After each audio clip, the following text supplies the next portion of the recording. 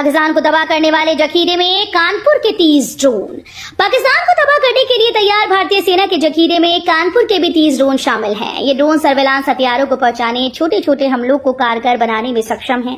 साथ ही दुश्मन के रडार को भी चकमा देने में माहिर हैं। इन्हें IIT कानपुर में एरोस्पेस इंजीनियरिंग विभाग के वैज्ञानिकों और युवा एंटरप्रेन्योर्स ने विकसित किया। अभी तक गुजरात, राजस्थान, पंजाब, जम्मू कश्मीर में हुए पाकिस्तान के हमले या जवाबी कार्रवाई में कानपुर के ड्रोन का इस्तेमाल हुआ है या नहीं, ये कहा नहीं जा सकता। नेपाल सीमा से सटे यूपी के जिलों में बड़ी कार्रवाई, बंद कराए गए 150 से अधिक अवैध मदरसे। भारत नेपाल से सटे जिलों में 150 से अधिक अवैध मदरसों के खिलाफ कार्रवाई की गई। इसमें कई मदरसे अवैध मिले जिन्हें ढहा दिया गया, जबकि कई मदरसों से अतिक्रमण हटाया गया। इसके अलावा पीलीभीत, श्रावस्ती, बलरामपुर, बहराइच, सिद्धार्थनगर और महाराजगंज में 205 अतिक्रमण हटवाए गए। श्रावस्ती में सबसे ज्यादा कार्रवाई की गई। यूपी के इन जिलों में हाई अलर्ट, शुरू हो चुका है चेकिंग अभियान, खुफिया एजेंसीज हुई एक्टिव। भारत पाकिस्तान के बीच बढ़ते तनाव के मद्देनजर उत्तर प्रदेश के कई जिलों में सुरक्षा व्यवस्था को हाई अलर्ट पर रखा गया। इटावा, महोबा, औरैया, हमीरपुर, कानपुर देहात, फतेहपुर, फर्रुखाबाद और उन्नाव में पुलिस और खुफिया एजेंसीज सतर्क मोड पर हैं। इटावा में सैफई हवाई पट्टी, आयुर्विज्ञान विश्वविद्यालय और हिंदुस्तान पेट्रोलियम की पाइपलाइन पर विशेष निगरानी रखी जा रही है। यूपी में इस काम के लिए जमीन पर 25 से 80% छूट, बिजली और स्टैंप ड्यूटी पर भी मिलेगी भारी छूट। उत्तर प्रदेश सरकार लेदर इंडस्ट्रियल पार्क लगाने वाले निवेशकों को जमीन, बिजली, स्टैंप ड्यूटी और कौशल विकास खर्च में भारी सब्सिडी देगी। 1000 लोगों को रोजगार देने पर बिजली बिल में प्रति यूनिट 2 रुपए कम देने होंगे। जमीन पर 25 से 80% तक छूट अलग से मिलेगी।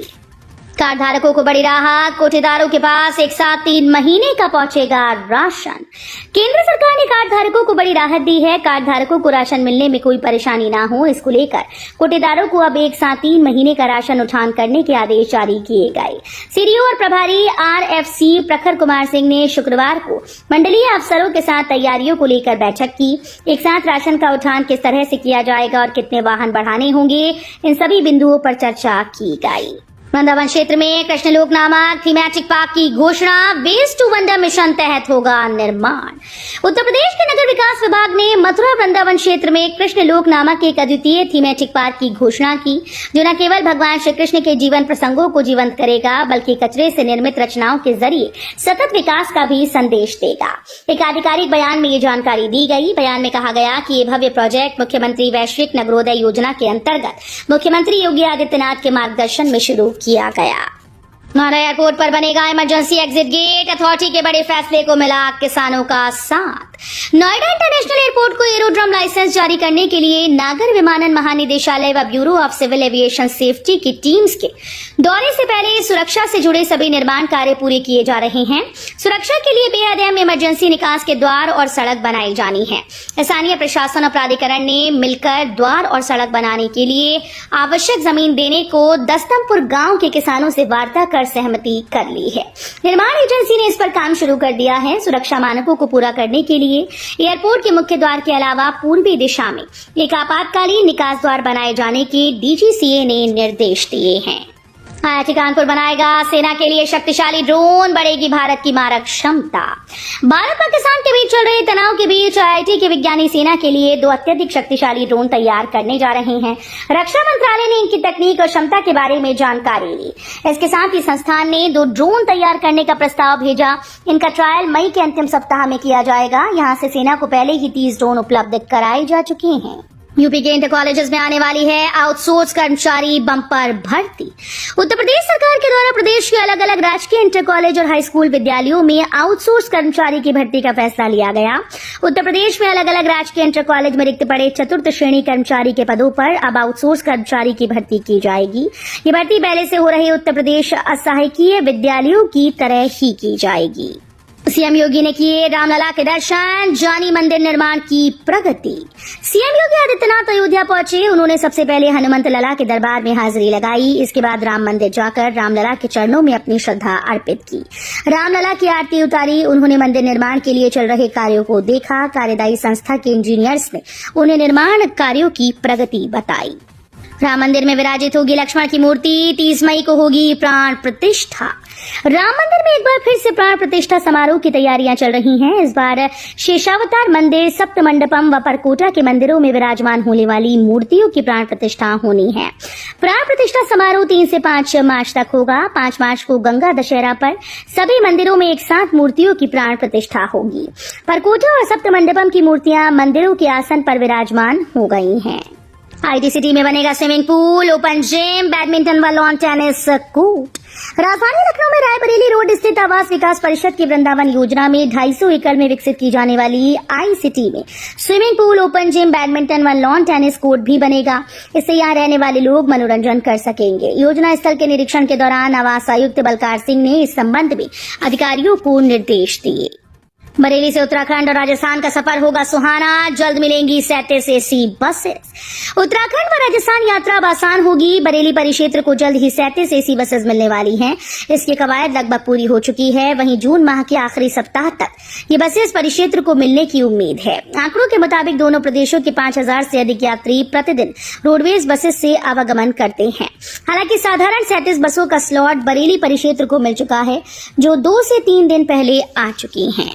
शिक्षा केवल अंकों तक सीमित नहीं होनी चाहिए, सीएम योगी बोले, इसे राष्ट्र की भावना से जोड़ना जरूरी। राजधानी लखनऊ में शनिवार को मुख्यमंत्री योगी आदित्यनाथ ने शिक्षक धन्यवाद समारोह के एक कार्यक्रम में हिस्सा लिया। इस मौके पर उन्होंने पहले ICSE बोर्ड के 10वीं 12वीं के toppers, JEE main topper student और फिर शिक्षकों को सम्मानित किया। इस अवसर पर सीएम योगी ने कहा कि शिक्षा केवल अच्छे अंकों तक सीमित नहीं होनी चाहिए। बहराइच के बाद अब बाराबंकी में भी मेला रद्द, सालार साहू गाजी की दरगाह पर नहीं जुटेगा।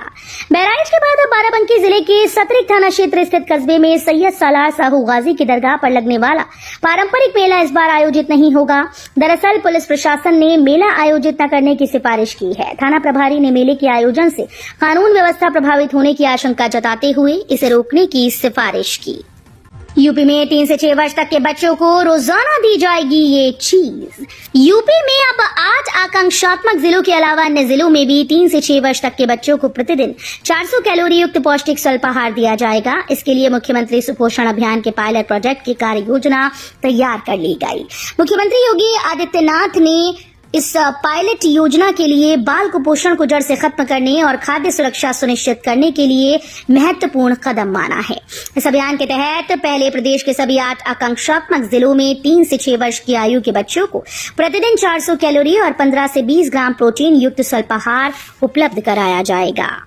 साइबर अपराध बढ़ा, बड़ी कंपनीज हो रही हैं। अखिलेश यादव बोले, देश की सुरक्षा दांव पर। समाजवादी पार्टी के राष्ट्रीय अध्यक्ष अखिलेश यादव ने कहा कि साइबर क्राइम का अपराध निरंतर बढ़ रहा है, जिससे बड़ी से बड़ी कंपनीज हैक हो रही हैं और आम आदमी ठगा जा रहा है। टेक्नोलॉजी का विकास वैश्विक होता है, लेकिन ऐसी सेवाओं पर देश की सरकार का निर्णायक नियंत्रण हर हाल में होना चाहिए। सरकार चाहे तो किसी आपातकाल या विपरीत परिस्थितियों या खराब हालातों में ऐसी विदेशी कंपनीज पर तत्काल नियंत्रण कर सके। दुनिया भर में सबसे घातक और तेज होगी लखनऊ की ब्रह्मोस मिसाइल। लखनऊ के डिफेंस कॉरिडोर में बनने जा रही ब्रह्मोस नेक्स्ट जेन की होगी। इसकी वर्तमान ब्रह्मोस से कहीं ज्यादा क्षमता होगी। साथ ही दुनिया के सबसे घातक मिसाइल में शीर्ष पर होगी। डिफेंस कॉरिडोर सरोजनी नगर में ब्रह्मोस मिसाइल की फैक्ट्री तैयार है। आज इसका उद्घाटन होना है। पाकिस्तान से तनाव बढ़ने के बाद रक्षा मंत्री राजनाथ सिंह ने फिलहाल दौरा रद्द कर दिया है। वर्चुअल तौर पर वो नई दिल्ली से फैक्ट्री का उद्घाटन करेंगी। भारतीय सैनिकों के लिए मजिस्ट्रेट समेत 27 लोगों ने किया रक्तदान। पाकिस्तान के आतंकियों का पोषित करने के खिलाफ भारत के अभियान में सैनिक बल सीमा के साथ अन्य सभी संवेदनशील स्थान पर मुस्तैद हैं। ऑपरेशन सिंदूर के तहत भारतीय सेना ने पाकिस्तान में 1 दर्जन से अधिक आतंकी अड्डों को तबाह किया, तो बौखलाहट में पाकिस्तानी सेना भारत में रिहायशी इलाकों को निशाना बना रही है। उनके हमलों को भी भारतीय सेना बेकार करने में लगी है। इन सैनिकों की मदद के लिए देश भर में अभियान चलाया जा रहा है, जिसमें लोग बढ़ चढ़कर भाग ले रहे हैं। इसी क्रम में शनिवार को मेडिकल कॉलेज व पुवाया में न्यायालय परिसर में आयोजित रक्तदान शिविर में मजिस्ट्रेट समेत 16 लोगों ने सैनिकों के लिए रक्तदान किया। डीएनडी पर अब नहीं देना होगा टोल। नोएडा दिल्ली आने जाने वालों को सुप्रीम कोर्ट ने दी बड़ी खुशखबरी। नोएडा डायरेक्ट फ्लाईवे का निर्माण करने वाली company Noida toll bridge company limited की पुनर्विचार याचिका सुप्रीम कोर्ट ने खारिज कर दी है। 20 दिसंबर को सुप्रीम कोर्ट ने डीएनडी टोल फ्री रहने के हाई कोर्ट के आदेश को बरकरार रखा था। यूपी पुलिस भर्ती परीक्षा मेडिकल परीक्षण में हुआ करोड़ों का खेल, सीसीटीवी फुटेज से खुलेंगे राज। उत्तर प्रदेश पुलिस भर्ती परीक्षा 2023 के अभ्यर्थियों के मेडिकल परीक्षण में करोड़ों रुपए का खेल हुआ। इसका राज सीसीटीवी कैमरों की फुटेज खोलेगी। इसमें दिखने वाले अभ्यर्थियों से पुलिस पूछताछ करेगी। लिखित और शारीरिक परीक्षा उत्तीर्ण करने के बाद सबसे अंत में अभ्यर्थियों का मेडिकल परीक्षण कराने के निर्देश थे। अन्नदाता की मौज, ग्रेटर नोएडा में इन 6 गांव के किसानों को जल्द मिलेंगे आबादी वाले प्लॉट। ग्रेटर नोएडा प्राधिकरण ने जमीन अधिग्रहण से प्रभावित 6 गांव के बचे हुए किसानों को आबादी के प्लॉट देने की तैयारी शुरू कर दी। पात्रता तय करने के लिए सूची प्रकाशित कर आपत्ति मांगी है। इसके बाद पात्रता का निर्धारण कर आगे की प्रक्रिया शुरू कर दी जाएगी। दरअसल विकास परियोजनाओं के लिए जमीन अधिग्रहण की एवज में किसानों को 6% आबादी के प्लॉट देने का प्रावधान है। यूपी के शहर में 823 करोड़ की लागत से बिछेगी नई सीवर लाइन, शासन ने दी हरी झंडी।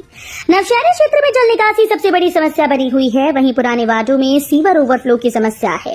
वहीं गंगा घाटों के किनारे के कई मोहल्लों में सीवर पूरी तरह से ध्वस्त हो गया। इसके कारण सीवर ओवरफ्लो स्थायी समस्या बनी हुई है। इसे देखते हुए निगम ने प्रथम चरण में 18 पुराने वार्डों में 823 करोड़ रुपए की लागत से नई पाइपलाइन बिछाने का निर्णय लिया है। यूपी में 44 साल बाद निपटाया केस, न तुम जीते न हम हारे के आधार पर किया समझौता। यूपी के आगरा में एक अजब मामला देखने को मिला। 44 साल पुराने केस का ऐसा अंत हुआ कि हर कोई हैरान रह गया। 44 साल से लंबित मुकदमे में न तुम जीते न हम हारे की तर्ज पर दोनों पक्षों ने आपसी सहमति से समझौता कर अदालत में प्रस्तुत किया।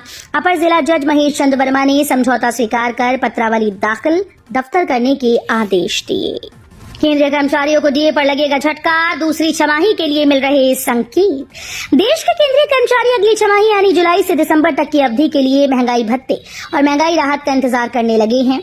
ये इंतजार इसलिए भी क्योंकि पहली छमाही के दौरान कर्मचारियों के भत्ते में मामूली बढ़ोतरी हुई। वर्तमान में कर्मचारियों का भत्ता 55% है।